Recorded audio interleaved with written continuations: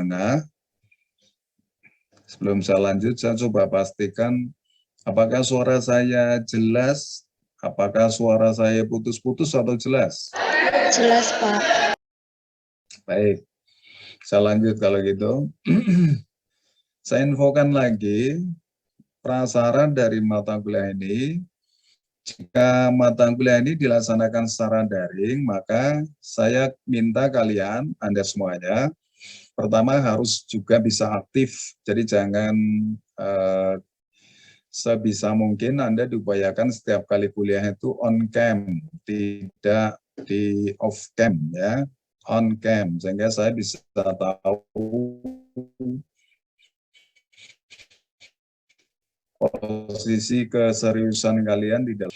Persyaratan berikutnya adalah ini berkaca dari pengalaman kakak kelas kalian yang mungkin setahun yang lalu. Terus terang saya juga agak jengkel, agak marah, dan akhirnya satu kelas tidak saya luluskan semuanya. Itu karena betul-betul tidak mentaati aturan dan istilahnya tidak memfungsikan etika kuliah dengan baik ya. Seperti halnya ketika Anda berada di jalan. Anda berada di jalan, Anda harus tahu bagaimana etika lalu lintas, ya kan? Belok kiri, ritingnya dinyalain, belok kanan, ritingnya dinyalakan, ya. Mengklakson juga ada etikanya, tidak sembarangan dan sebagainya. Nah, demikian juga di dalam kuliah daring ini. Pertama, Anda mengikuti kuliah ini tidak boleh menggunakan terlalu santai, menggunakan kerah, menggunakan baju tanpa kerah, misalnya menggunakan kaos yang laki-laki kelihatan, toh? Tidak boleh ya. Yang kedua, on cam tadi. Yang ketiga, pada saat diskusi kuliah itu berlangsung, mohon Anda, ya ini pengalaman dari tahun lalu, dari kakak kelas kalian yang saya nyatakan tidak bisa tuntas atau tidak lulus karena pernah kejadiannya dan sangat saya sayangkan ya.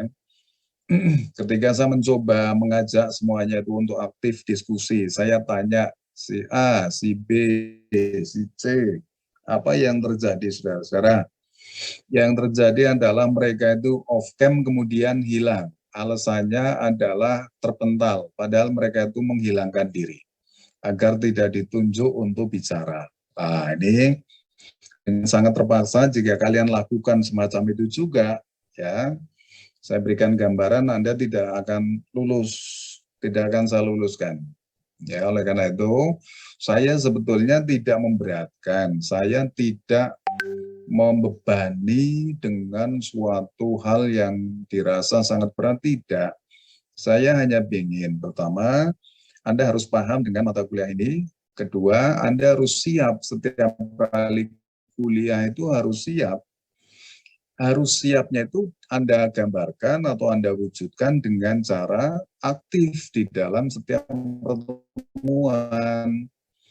Jadi jangan sampai sudah membuat ringkasan, sudah membuat RMK, kemudian Anda presentasi, ketika ditanya Anda nggak ngerti. Atau misalnya peserta lain yang tidak presentasi, saya tanya bla bla bla, tidak bisa menjawab. Saya hanya saya hanya membayangkan aja dan hanya memperkirakan Anda pasti tidak baca. Bisa jadi ringkasan mata kuliahnya, RMK-nya yang Anda buat itu hanya copy paste aja, kemudian diganti dikit-dikit ya. Oleh karena itu, kuncinya agar Anda bisa paham dari setiap chapter, setiap bab yang Anda pahami, yang Anda hadapi di setiap minggunya. Pertama, topik apa dipahami, kemudian dicari sumbernya, kemudian dibaca, kemudian dicari sumber literasi lainnya, sumber referensi lainnya, kemudian diolah, dijadikan paper atau ringkasan mata kuliah setiap minggunya. Ya. Nah, dengan demikian, jika Anda itu berhasil membaca banyak literasi, mengumpulkan banyak sumber, maka sudah pasti ketika diajak diskusi, nyambung ya. Jadi tidak kemudian seperti kakak kelas kalian ditanya malah mementalkan diri dari Zoom. hilang, ya. Sampai pernah tinggal saya dengan, kalau tidak salah, 3 orang mahasiswa aja. Jadi dari satu kelas 36, tinggal 3 orang aja. Yang lainnya terpental, mementalkan diri karena merasa tidak bisa memberikan jawaban. Padahal saya tidak menuntut jawaban yang harus kalian berikan kepada saya itu benar, tidak. Yang penting bagaimana kalian bisa menanggapi, kalian bisa istilahnya secara aktif memberikan jawaban walaupun jawabannya salah, tidak masalah. Kuncinya saya tidak menuntut Anda menjawab harus benar, ya. Yang penting Anda harus aktif dan mencoba untuk memberikan jawaban semampu kalian. Jadi saya tidak akan mungkin menuntut kalian harus benar jawabannya, tidak, ya. Nah, padahal hal itu sudah saya sampaikan sejak awal, tetapi ketika jalan di tengah perkuliahan yang terjadi semacam itu. Keaktifan. Nah, keaktifan di dalam diskusi ini menjadi sangat penting dan ini menjadi modal dasar bagi kalian untuk bisa lulus dari mata kuliah ini, ya, kemudian untuk bisa paham dengan mata kuliah ini. Yang jelas saya jarang banget ngasih nilai A kepada semua peserta di kakak kelas kalian, ya, jarang banget. Paling-paling B+, ya. Karena mata kuliah ini memang sulit. Tidak ada hitungannya tapi sulit, ya. Bukan hafalan tapi pemahaman. Anda tidak usah minder, oh berarti nanti saya nggak bisa dapat nilai A, Pak. Tergantung. Kalau kelas kalian bisa mencerminkan situasi akademis yang bagus, Anda bisa aktif berdiskusi, aktif bertanya, aktif menjawab, ya, itu pasti akan menimbulkan suasana yang menyenangkan dan efeknya nanti Anda akan sangat paham.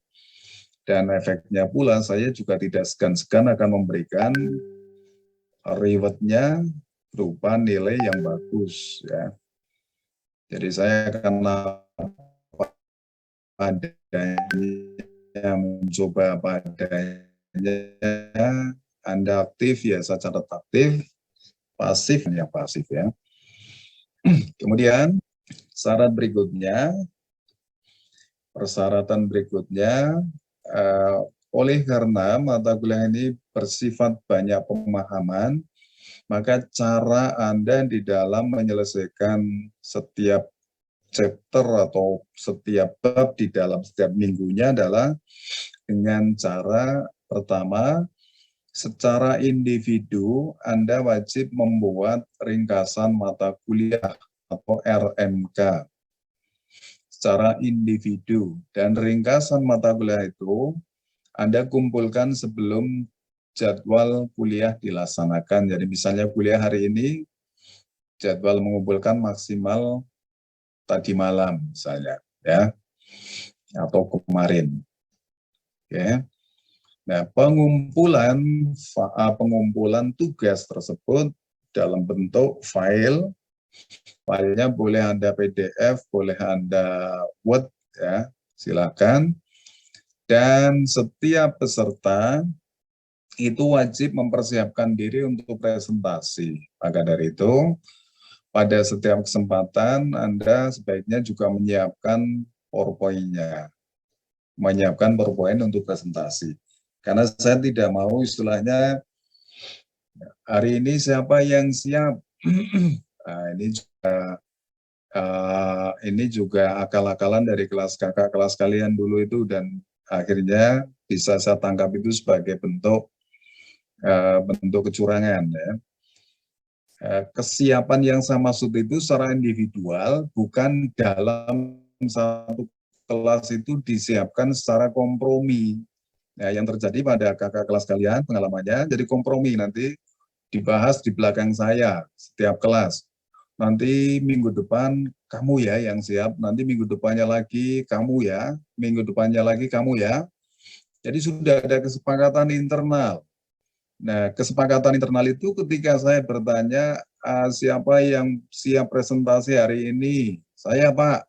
Ternyata yang ngacung saya, Pak, itu sudah disetting, sudah diskenario oleh teman-teman satu kelas. Nah, itu yang akan merugikan diri kalian sendiri juga. Pengalaman buruk semacam itu tolong tidak kamu ulangi di dalam kelas kalian masing-masing. Saya ingin setiap individu siap, dan ketika saya tanya misalnya, Ines, silakan presentasi, Anda harus siap. Ya.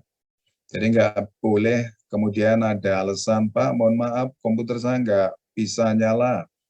Pak, mohon maaf, saya belum bisa bikin PowerPoint, dan sebagainya. Tidak alasan. Ya. Pokoknya Anda ngikut mata kuliah ini harus siap segalanya, kemudian harus siap juga presentasi setiap saat. Yang jadi pemikiran saya, apa toh beratnya jika Anda harus presentasi? Wong presentasi itu kan sifatnya justru melatih kemandirian, melatih sikap mental, dan melatih rasa percaya diri kalian. Kalau tidak dari sekarang, kapan Anda akan mulai menggembleng diri untuk istilahnya untuk bisa maju, ya. Maka lewat cara-cara semacam ini, sekali lagi saya juga tidak bermaksud membebani kalian, tetapi bermaksud agar kalian itu terlatih, baik terlatih secara sikap mental, terlatih ke rasa percaya diri, terlatih keterampilan komunikasinya, dan sebagainya. Oke, paham ya? Yang berikutnya saya akan coba tanyakan sesuai dengan yang tadi sudah saya share ke grup kalian masing-masing. Saya coba tanyakan, ini